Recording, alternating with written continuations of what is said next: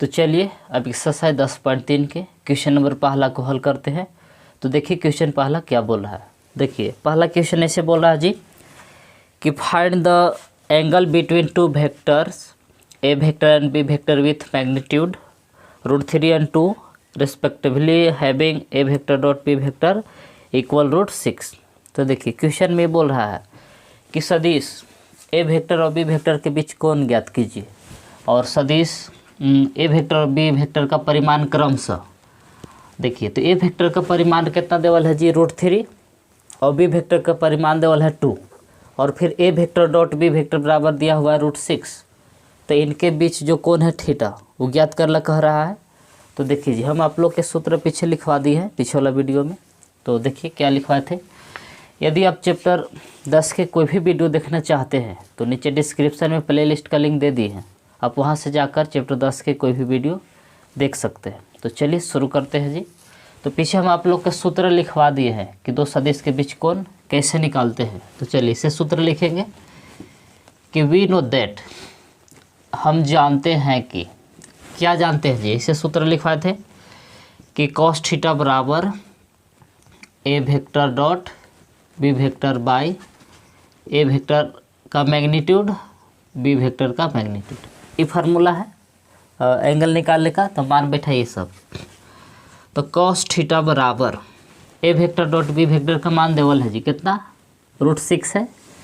तो ए vector dot B vector को हटा के हम ये वाला लिख रहे हैं कि √6 बाई फिर ए वेक्टर का मैग्नीट्यूड। तो जहाँ ए वेक्टर है वहाँ लिख देंगे √3 गुने बी वेक्टर का मैग्नीट्यूड यानी बी वेक्टर का मोड बैठाएंगे जी। बी वेक्टर का मैग्नीट्यूड कितना देवल है 2। सबका मान बैठा दिए। ए वेक्टर डॉट बी वेक्टर की जगह पर √6 और ए वेक्टर का मैग्नीट्यूड √3 फिर बी वेक्टर का मैग्नीट्यूड 2। अब आगे इसको हल करिए। तो देखिए ये दोनों पर रूट है तो रूट के अंदर ही कट सकता है, ऐसे कट सकता है कि 3 दूना 6 ऐसे √2 बार में। अब cos थीटा बराबर देखिए इधर का बच गया, ऊपर बच गया √2 और नीचे 2। अब यहाँ के बाद देखिए क्या कर सकते हैं जी। तो कोई सिंगल संख्या उसको रूट चढ़ा के 2 बार लिख सकते हैं। जो नीचे वाला है 2 उसको हम रूट चढ़ा के 2 बार लिख सकते हैं इससे कि 2 बराबर √2 गुने √2 और फिर से इसको गुना करेगा तो रूट के अंदर है 2 दूना 4 हो जाएगा, 4 के वर्गमूल 2 यानी कि नीचे वाला 2 को रूट चढ़ा के हम 2 बार लिख सकते हैं इसे कि cos थीटा बराबर √2 ऊपर वाला जैसे था वैसे नीचे वाला 2 को हम रूट चढ़ा के डबल कर सकते हैं। तो नीचे जो 2 था बिना रूट के उसको रूट चढ़ा के 2 बार लिख सकते हैं। फिर गुना करिएगा तो 2 दूना 4, 4 के वर्गमूल तो वही वाला आ जाएगा जी। अब ऐसा करने से ही फायदा हुआ कि √2 से √2 कट गया, ऊपर कुछ नहीं तो एक बचल है। तो यानी कि cos थीटा बराबर ऊपर 1 और नीचे बच गया है √2। यहाँ तक तो आ गया जी। अब यहाँ से देखिए हम लोग का थीटा चाहिए ना जी, तो क्या करेंगे cos को उधर ले जाएंगे। तो ले चलिए तो इन्हें बच गया आपको थीटा बराबर cos इनवर्स, इधर आपको बचल है 1/√2। देखेगा कि cos को हम उधर ले गए तो cos में का लग गया इन्वर्स और इधर बच गया थीटा। तो cos इन्वर्स 1/√2 का मान बताइए जी। अब देखिए कि cos में किसका मान 1/√2 होता है। तो cos 45 का मान ये होता है जी कि cos π/4 का ही या 45 डिग्री का ही इसका मान होता है 1/√2। तो जहाँ 1/√2 है वहाँ हम क्या बैठा सकते हैं जी, तो cos π/4 बैठा सकते हैं। तो बैठा दीजिए। तो थीटा बराबर cos इन्वर्स जैसे था वैसे 1/√2 के जगह पर हम क्या लिख सकते हैं, तो लिख सकते हैं cos π/4। अब चैप्टर 2 में आप लोग इस सूत्र पढ़े होंगे जी कि cos इन्वर्स cos थीटा रहता है तो खाली थीटा बचता है, ऐसा फार्मूला था, पढ़े होंगे आप लोग चैप्टर 2 में। इन्वर्स ट्रिगोनोमेट्री के फार्मूला है जी कि cos इन्वर्स cos थीटा रहता है तो cos इन्वर्स से cos खत्म, बचेगा खाली थीटा। तो cos इन्वर्स से cos खत्म, खाली बचेगा e π/4। तो यही हो गया इसका फाइनल आंसर। या π/4 को यानी कि 45 डिग्री भी लिख सकते हैं। π/4 मतलब होता है 45 डिग्री। तो यही हो गया इसका फाइनल आंसर। आप चाहे तो वीडियो को रोक के नोट कर सकते हैं जी।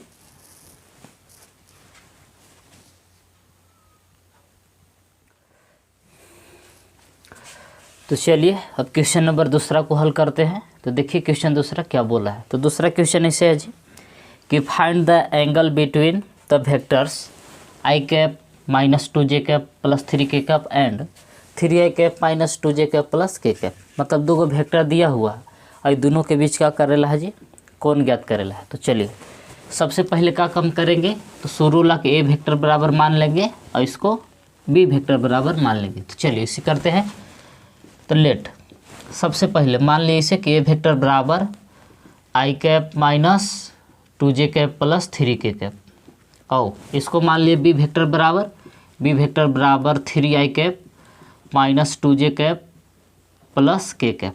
देखिएगा कि पहला काम कि शुरू वाला को ए वेक्टर बराबर मान लिए और इसको बी वेक्टर। तो देखिए जी इस सूत्र हम आप लोग के लिखवा है कि कौन कैसे ज्ञात करते हैं। कॉस थीटा बराबर ही फार्मूला है कि A vector dot B vector by A vector का मैग्नीट्यूड फिर बी वेक्टर का मैग्नीट्यूड, ऐसा सूत्र है जी कौन निकालने के लिए। तो हम लोग के देखिए सबसे पहले A vector dot B vector चाहिए, फिर क्या चाहिए जी, तो ए वेक्टर का मैग्नीट्यूड, फिर चाहिए बी वेक्टर का मैग्नीट्यूड। यानी कि हम लोग को तीन गो चीज़ निकालेला है, ए वेक्टर का परिमाण, बी वेक्टर का परिमाण, ए वेक्टर डॉट बी वेक्टर। तो चलिए पहले दोनों का परिमाण निकाल लेते हैं कि ए वेक्टर का परिमाण और फिर बी वेक्टर का, और फिर दोनों का आपस में क्या करेंगे जी, गुना। तो चलिए शुरू करते हैं जी।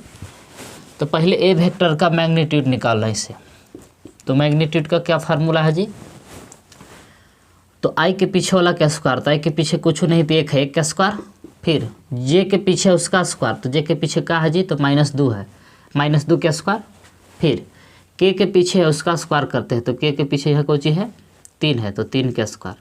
चलिए स्क्वायर करिए, तो 1 का स्क्वायर 1 रह जाएगा जी, -2 का स्क्वायर करिएगा इसे, -2 का स्क्वायर मतलब -2 गुना में 2 बार है जी, तो माइनस में प्लस 2 दूना 4, यानी का स्क्वायर से माइनस खत्म, 2 का स्क्वायर हो गया 4, और 3 का स्क्वायर करिएगा तो 3 तरीके 9, जोड़िए 9 और 1 10 और 4 14, जोड़े पर कितना आ गया, √14, यानी कि ए वेक्टर का परिमाण निकल गया मैग्नीट्यूड √14। अब आइए इसी प्रकार से बी वेक्टर का मैग्नीट्यूड निकाल लेते हैं जी।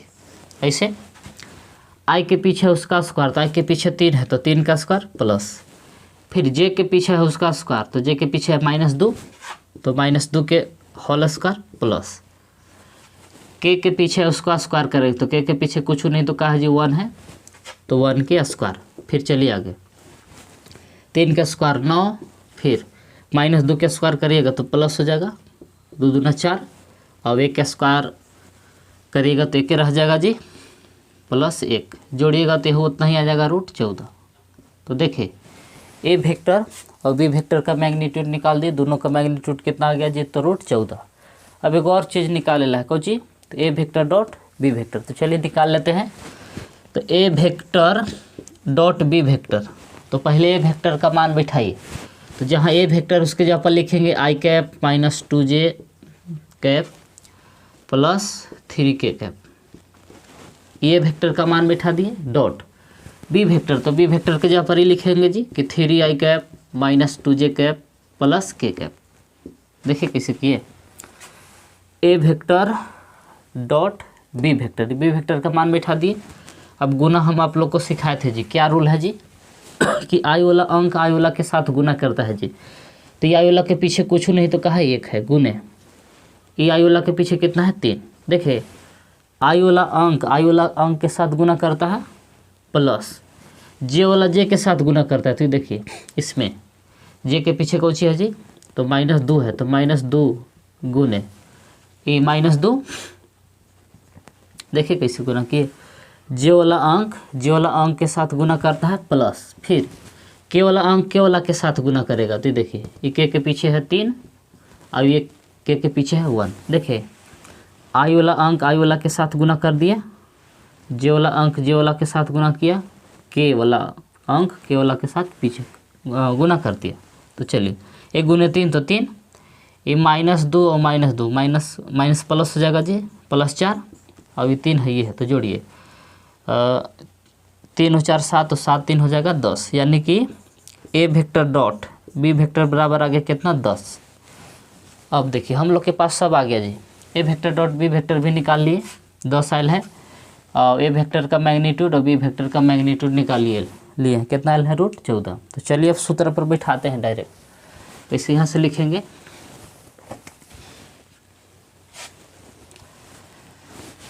वी नो दैट, यहाँ से इसे लिखेंगे कि वी नो दैट, यानी कि हम जानते हैं कि क्या जानते हैं जी। तो इस सूत्र है कि cos थीटा बराबर A vector dot B vector by A vector का मैग्नीट्यूड बी वेक्टर का मैग्नीट्यूड, ये फार्मूला है। अब इस सूत्र में सब का मान बैठाइए जी। तो cos थीटा बराबर A vector dot B vector, इसका भी मान ला है जी 10, तो इसके जगह पर बैठा दिए 10 बटा फिर ए वेक्टर का मैग्नीट्यूड कितना है। तो ए वेक्टर का मैग्नीट्यूड लाए हैं पीछे √14। ए वेक्टर का मैग्नीट्यूड कितना लाए थे जी √14, बैठा दिए। फिर बी वेक्टर का मैग्नीट्यूड, तो बी वेक्टर का मैग्नीट्यूड कितना है जी तो √14। देखिए ए वेक्टर और बी वेक्टर का मैग्नीट्यूड दोनों बैठा दिए। तो आगे देखिए 10 बटा रूट से रूट कैंसिल हो जाएगा जी, खाली बचेगा आपको 14। काटिए 10 के अधिक 5 एकड़ होगा 7, यानी कि cos थीटा बराबर आ गया उधर ऊपर 5 और नीचे आयल है 7। तो हम लोग को थीटा चाहिए, तो क्या करेंगे जी, तो cos को उधर आगे ले चलेंगे। तो cos जाकर उधर इन्वर्स में बदल जाएगा, तो इससे हो जाएगा कि cos इन्वर्स 5/7। तो यही हो जाएगा इसका फाइनल आंसर, क्योंकि cos में किसी का मान 5/7 नहीं होता, इसलिए ही हो गया यहीं पर फाइनल आंसर। अब चाहे तो वीडियो के रोक के नोट कर सकते हैं जी।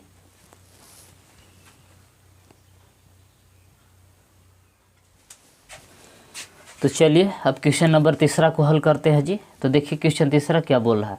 तो तीसरा क्वेश्चन ऐसे बोल रहा है जी कि find the projection of the vector I cap minus J cap on the vector I cap plus J cap. तो देखिए जी ये पहला वेक्टर है कि I cap minus J cap का प्रक्षेप यानी प्रोजेक्शन ज्ञात करेला है आई कैप प्लस जे कैप पर। तो चलिए इसे लिखेंगे कि सबसे पहले इसको ए वेक्टर बराबर मान लेंगे और बगल लगे बी वेक्टर बराबर। तो चलिए ऐसे लेट शुरू लग ए वेक्टर बराबर मान लिए कि I cap plus minus J cap, and इसको मान लिए बी वेक्टर बराबर I cap plus J cap. क्या किए जी, तो शुरू लग ए वेक्टर बराबर मान लिए और बगल लग के बी वेक्टर। क्या बोल रहा है कि ए वेक्टर का प्रक्षेप बी वेक्टर पर ज्ञात कीजिए, यानी कि projection of A vector on B vector ज्ञात करना बोल रहा है जी। तो चलिए ज्ञात करते हैं। तो ऐसे लिखेंगे कि projection of A vector on B vector. तो प्रोजेक्शन के हम आप लोग के 2 सूत्र लिखवाए थे जी। तो पहला फार्मूला क्या था इसे कि P बराबर ऐसे कि A vector dot B vector by B vector का मैग्नीट्यूड।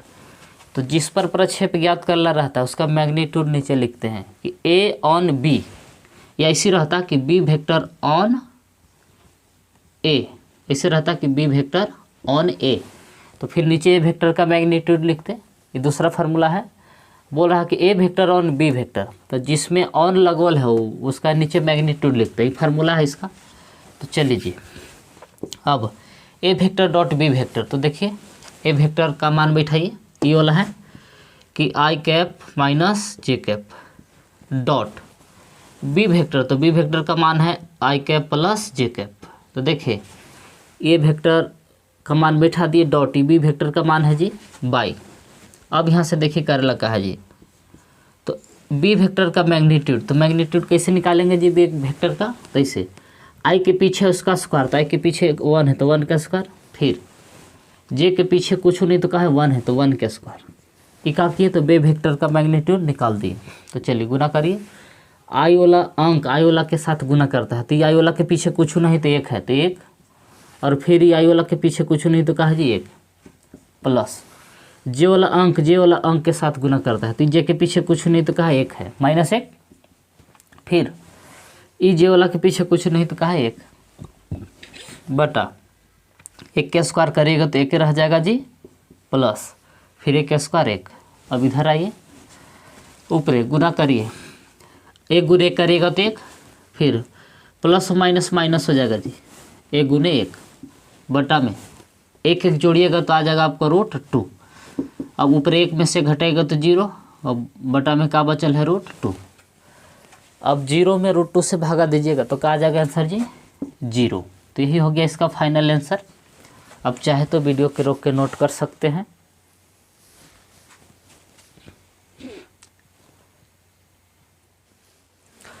तो चलिए अब क्वेश्चन नंबर चौथा को हल करते हैं। तो देखिए क्वेश्चन चौथा क्या बोल रहा है। तो चौथा क्वेश्चन ऐसे है जी कि find the projection of the vector i cap plus 3j cap plus 7k cap on the vector 7i cap minus j cap plus 8k cap.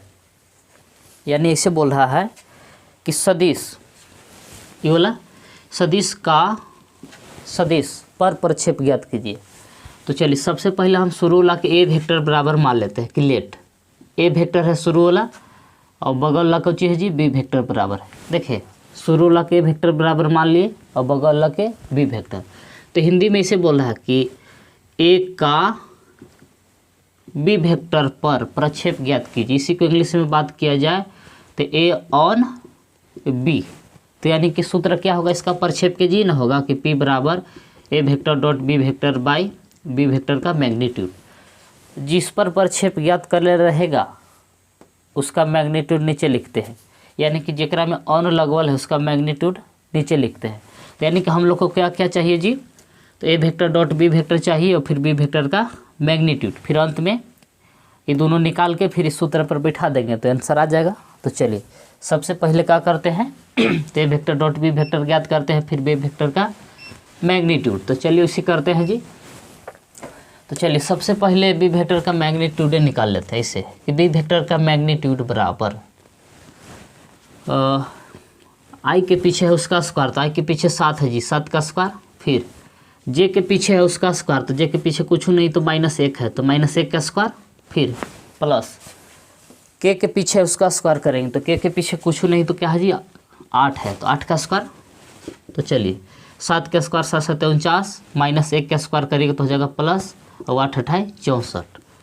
तो 49 और 1 50, 50 में 64 जोड़िएगा तो आपको आ जाएगा 114। यानी कि बी वेक्टर का मैग्नीट्यूड निकल गया जी, कितना आ गया तो √114। अब हम लोग के डॉट निकालना है, इसलिए A vector dot B vector बराबर, तो ए वेक्टर का मान बैठाते हैं जी। तो आई कैप है प्लस 3j कैप है प्लस 7k कैप है by dot 7i cap minus j cap फिर है प्लस 8k कैप। तो देखिएगा कि ये वेक्टर का मान बैठा दिए, फिर डॉट, ये फिर बी वेक्टर का मान बैठा दिए। तो चलिए अब गुना करते हैं जी। तो गुना का क्या नियम है जी कि आई वाला अंक आई वाला के साथ गुना करता है तो ये आई वाला के पीछे कुछ नहीं तो 1 है और ये आई वाला के पीछे क्या है जी 7 है, प्लस वैसे नियम है जे वाला कि जे वाला अंक के साथ गुना करता है तो जे के पीछे 3 है और जे के पीछे कुछ नहीं तो क्या है -1 है, प्लस अब -1 है, थोड़ा सा ठीक ठाक से लिख देते हैं जी -1। देखिए जे वाला जे के साथ गुना कर लिया तो जे के पीछे 3 था और जे के पीछे कितना था जी -1, फिर प्लस के वाला के साथ गुना करता है जी तो 7 गुने ये के पीछे 7 है, के पीछे कितना है 8। तो देखिएगा कि आई वाला अंक आई वाला के साथ गुना कर लिया, जे वाला अंक जे वाला के साथ गुना किया जी, के वाला अंक के साथ गुना कर लिया। यही गुना का नियम है इसका। अब चलिए 7 गुने करिएगा तो 7 और प्लस और माइनस माइनस हो जाएगा, 3 गुने माइनस से करिएगा तो ही -3 रहेगा, फिर 8 7 56। अब यहाँ से देखिए 56 और 7 जोड़िएगा तो हो जाएगा आपको 63 और 63 में 3 घटाएगा तो कितना आ जाएगा 60। यानी कि A vector dot B vector का मान हम लोग का कितना आ गया है जी 60 आ गया है। अब सूत्र लिखते हैं प्रोजेक्शन का, तो इसे लिखेंगे कि प्रोजेक्शन ऑफ वेक्टर क्या बोल रहा था जी vector A vector on B vector, यानी कि ए वेक्टर का बी पर प्रक्षेप ज्ञात कर रहा था। इस सूत्र था पी बराबर जी का था कि A vector dot B vector by B vector का मैग्नीट्यूड। तो जिस पर प्रक्षेप ज्ञात कर रहा था उसका मैग्नीट्यूड नीचे लिखते हैं। यदि बी का ए पर पूछता तो फिर ए का मैग्नीट्यूड नीचे लिखते हैं, लेकिन बोला है कि बी का ए पर ज्ञात कीजिए तो जिस पर ज्ञात कर रहा था उसका मैग्नीट्यूड नीचे लिखते हैं। तो चलिए बैठाइए ए वेक्टर डॉट बी वेक्टर का मान लाए हैं जी, कितना लाए हैं 60, तो इसके जगह पर बैठा दिए 60 बटा, फिर बी वेक्टर का मैग्नीट्यूड, तो बी वेक्टर का मैग्नीट्यूड निकाल रहे हैं पीछे जी, कितना है तो √114, तो यही हो गया इसका फाइनल आंसर। आप चाहे तो वीडियो के रोक के नोट कर सकते हैं जी।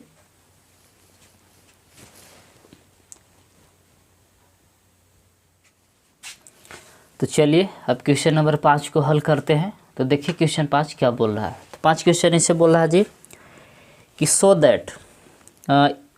That each of the given 3 vectors is unit vector. तो देखिए जी नीचे 3 को वेक्टर दिया हुआ है और बोल रहा है कि मतलब दिखाइए कि तीनों क्या है, मात्रक सदिश है या एकांक सदिश है। तो यूनिट वेक्टर कब आता है जी, जब तीनों का परिमाण निकालेंगे तो ये कहा जाएगा तो बोलेंगे यूनिट वेक्टर है। और क्वेश्चन बोला है कि also so that the are mutually perpendicular to each other. इसका मतलब ये हुआ कि साथ में ये भी दर्शाइए कि ए एक दूसरे पर क्या है या परस्पर लंबवत है, माने एक दूसरे पर क्या है लंब है। तो लंब कब होता था जी, ये ना बताए थे कि यदि ए वेक्टर डॉट बी वेक्टर बराबर आ जाता है 0, तब कहते हैं कि ए वेक्टर बी वेक्टर पर क्या है जी लंब है। तो यानी कि सबको आपस में बारी बारी से गुना करेंगे, यदि गुना करने पर 0 आ जाता है तो बोलेंगे एक दूसरे पर ये लोग क्या है लंब है।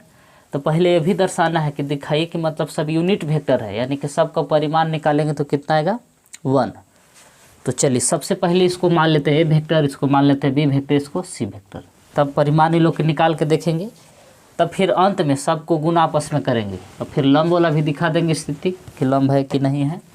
तो चलिए सबसे पहले मानिए लेट, इसको मान लेते हैं शुरू वाला ए वेक्टर बराबर, तो ए वेक्टर बराबर देखिए 1/7 से सब में गुना कर दे रहे हैं जी, तो ये आपको हो जाएगा ऐसे कि 2/7 आई कैप, ये हो जाएगा आपको प्लस 3/7 जे कैप, फिर 6/7 के कैप। तो देखिएगा कि 1/7 से सब में गुना कर दिए। अच्छा अब इसको बी वेक्टर बराबर मान लेते हैं, तो बी वेक्टर बराबर अब 1/7 से भी सब में गुना कर दे रहे हैं, तो इसे हो जाएगा कि 3/7 आई कैप, फिर 7 से हमें गुना किए तो हो जाएगा -6/7 जे कैप, फिर वो हमें गुना किए 2/7 के कैप। तो देखेगा कि 1/7 से सब में गुना कर दी, तो ये लाया जी। फिर सी वेक्टर बराबर, इसको सी वेक्टर बराबर मान ली और इसमें भी 1/7 से सब में गुना कर रहे हैं, तो चलिए गुना करते हैं जी। तो ऐसे हो जाएगा कि 6/7 आई कैप प्लस 2/7 जे कैप माइनस 3/7 के कैप का कि इसे देखें 1/7 से सब में गुना कर दिए। अब पहले हम लोग को दिखाना है कि लोग यानी कि ए वेक्टर बी वेक्टर और सी वेक्टर क्या है जी एकांक सदिश है, यानी कि यूनिट वेक्टर है। तो यूनिट वेक्टर कब कहेंगे, जब इन लोग का परिमाण एक आएगा तब मैग्नीट्यूड। तो चलिए ए वेक्टर का मैग्नीट्यूड निकाल रहा है जी, तो ए वेक्टर का मैग्नीट्यूड बराबर क्या फार्मूला कहता है जी कि आई के पीछे उसका स्क्वायर, तो आई के पीछे है 2/7, तो 2/7 के स्क्वायर प्लस जे के पीछे वाला क्या स्क्वायर, तो जे के पीछे 3/7 है, तो 3/7 के होल स्क्वायर प्लस के पीछे उसका स्क्वायर, यानी कि 6/7 के स्क्वायर। अब स्क्वायर करके देखिए जी, तो 2 के स्क्वायर 4 और 7 के स्क्वायर 49 प्लस 3 के स्क्वायर 9 और 7 के स्क्वायर 49, फिर 6 के स्क्वायर 36 और 7 के स्क्वायर 49, सबको स्क्वायर कर दिए जी। अब रूट के अंदर ही एलसीएम लीजिए, तो एलसीएम हो जाएगा सबके 49, तो 49 से एक बार में कटा, 4 जैसे था वैसे बच गया, 9 जैसे था वैसे रह गया और फिर 36। जोड़ के देखिए जी कितना आता है, तो जोड़िएगा तो आपको आ जाएगा 36 और 9 45, और 45 में 4 जोड़िएगा तो आ जाएगा 49 बटा में 49, तो 49 से 49 एक बार में कट गया जी। तो यानी कि ए वेक्टर का मैग्नीट्यूड बराबर कितना आ गया जी, ए वेक्टर का मैग्नीट्यूड आ गया √1 है, तो 1 का वर्गमूल निकालिएगा तो 1 आ जाएगा। यानी कि ए वेक्टर का मैग्नीट्यूड निकाले परिमाण तो 1 आ गया, तो ये एकांक सदिश हो गया। इसी तरह से सबको बारी बारी से जांच करिए। अब इसी प्रकार से निकालते हैं बी वेक्टर का मैग्नीट्यूड।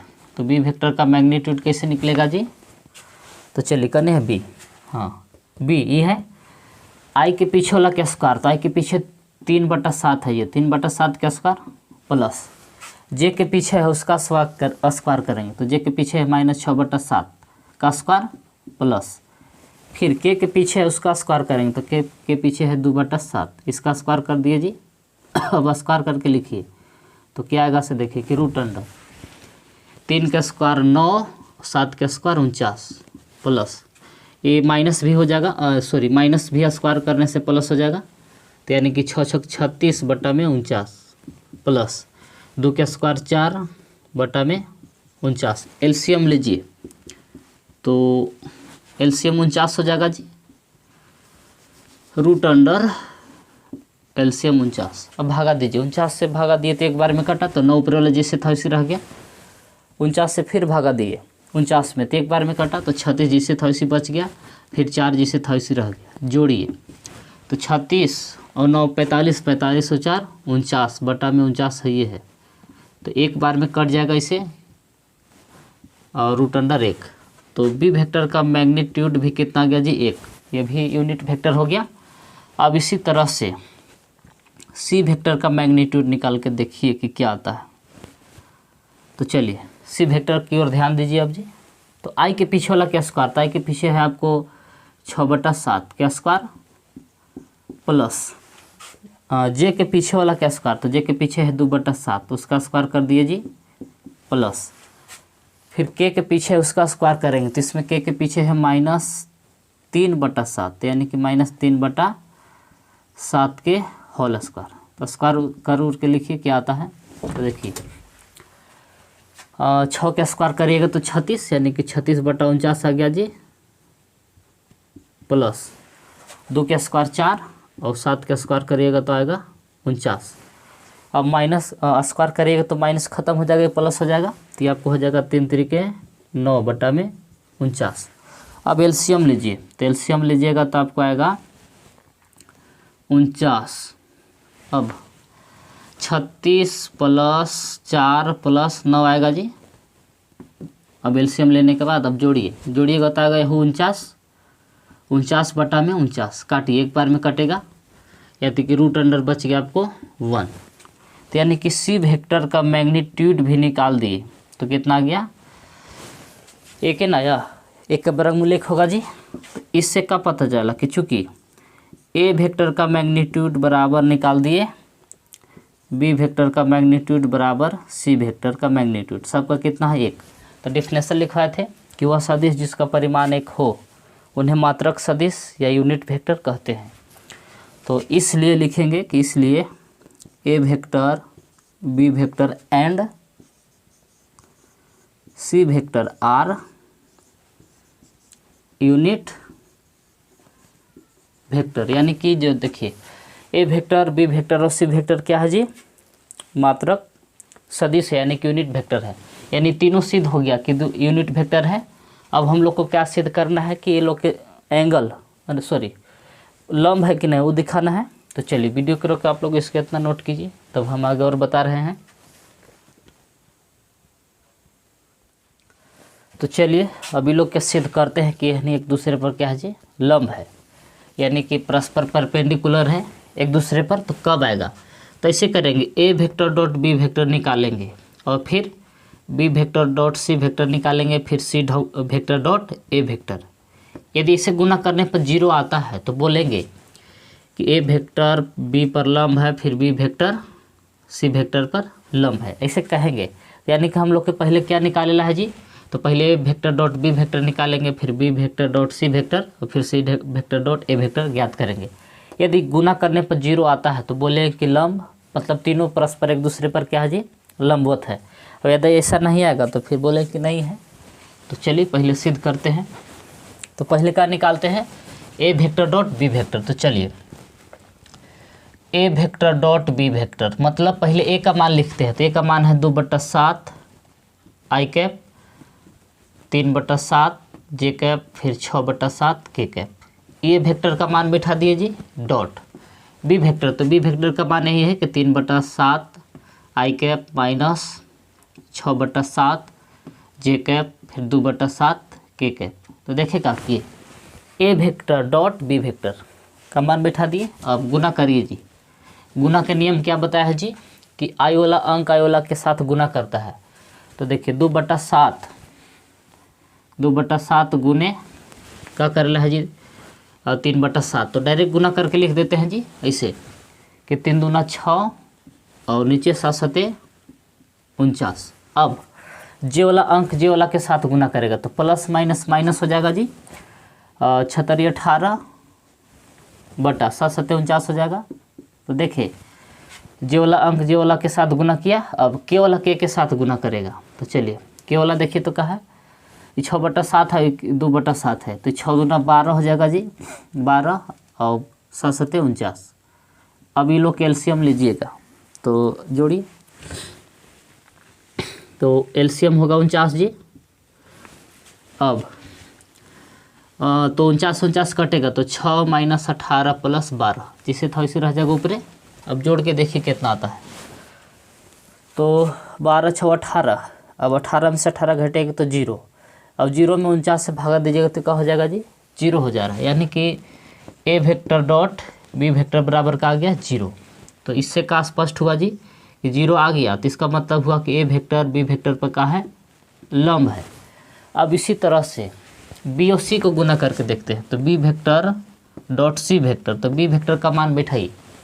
तो बी वेक्टर का मान ये है जी कि 3/7 आई कैप माइनस 6/7 जे कैप फिर 2/7 के कैप।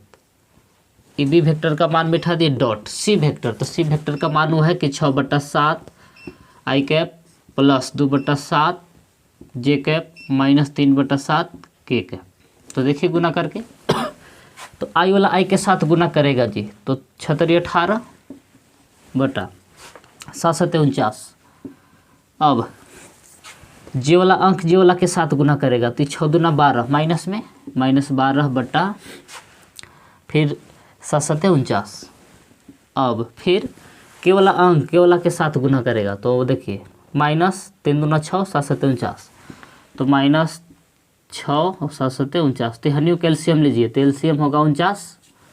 अब 49 से 49 एक बार में कटेगा तो 18 जैसे था वैसे रह जाएगा, फिर माइनस 12 जैसे था वैसे फिर 6, यानी कि यह देखिए 18 माइनस 12 माइनस 6 जोड़िएगा तो माइनस 18, तो 18 में से 18 घट के हो जाएगा 0 और बटा में है कितना है जी 49। अब 0 में 49 से भागा दीजिएगा तो 0 आ जाएगा। तो इससे आ गया कि बी वेक्टर डॉट सी निकाले तो कितना आ गया जी 0, यानी कि बी डॉट सी निकाले तो इसका मतलब ये हुआ कि बी वेक्टर जो है सी वेक्टर पर क्या है जी लंब है। अब एक और बचल है जी सी वेक्टर इंटू ए वेक्टर गुना करते हैं तो ऐसे लिखेंगे कि सी वेक्टर डॉट ए वेक्टर। तो चलिए तो सी का मान एने देवल है जी कि 6/7 आई कैप प्लस 2/7 जे कैप फिर है माइनस 3/7 के कैप। इसी वेक्टर का मान बैठा दी डॉट ए वेक्टर, तो ए वेक्टर का मान ही देवल है जी कि 2/7 आई कैप 3/7 जे कैप फिर है 6/7 के कैप। सॉरी हाँ ठीक है, इसी वेक्टर का मान बैठा दिए और फिर ये वेक्टर का मान बैठा दिए। तो चलिए अब गुना हनियों में करिए जी। तो गुना आई वाला आई के साथ गुना करेगा तो 6/7 में गुना के 2/7 से, तो 6 दूना 12 और 7 सते 49। फिर जे वाला जे के साथ गुना करेगा तो 3 दूना 6 और 7 सते 49। अब के वाला के साथ गुना करेगा तो 76 18 माइनस 18 बटा 7 सते 49। तो लो कैल्शियम लीजिएगा तो एलसीएम हो जाएगा आपको 49। जोड़िए तो 12 प्लस 6 माइनस 18, तो हो 12 6 18, 18 में से 18 घटेगा तो 0, यानी कि हो आ रहा है कोई चीज़ तो 0/49 आ रहा है। तो यानी कि हम लोग को निकल गया कि सी वेक्टर डॉट ए वेक्टर बराबर भी का आ गया जी 0, यानी कि 0 में 49 से भागा देंगे तो 0 आ गया। तो इससे यह स्पष्ट हुआ कि सी वेक्टर जो का है जी ए वेक्टर पर लंब है। देखिए ए बी पर लंब है, ए बी वेक्टर आपस में लंब है, फिर बी सी पर लंब है और फिर सी वेक्टर ए वेक्टर पर लंब है। तो इससे स्पष्ट हुआ कि एक दूसरे पर ये लोग क्या है जी लंबवत है। लिखें इसे कि hence A vector B vector and C vector are mutually perpendicular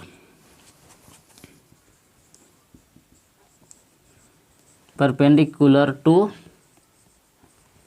each other. इसका मतलब हुआ कि ए वेक्टर बी वेक्टर और सी वेक्टर परस्पर एक दूसरे पर क्या है जी, लंबवत है। तो ये हो गया इसका फाइनल आंसर। आप चाहे तो वीडियो के रोक के नोट कर सकते हैं जी।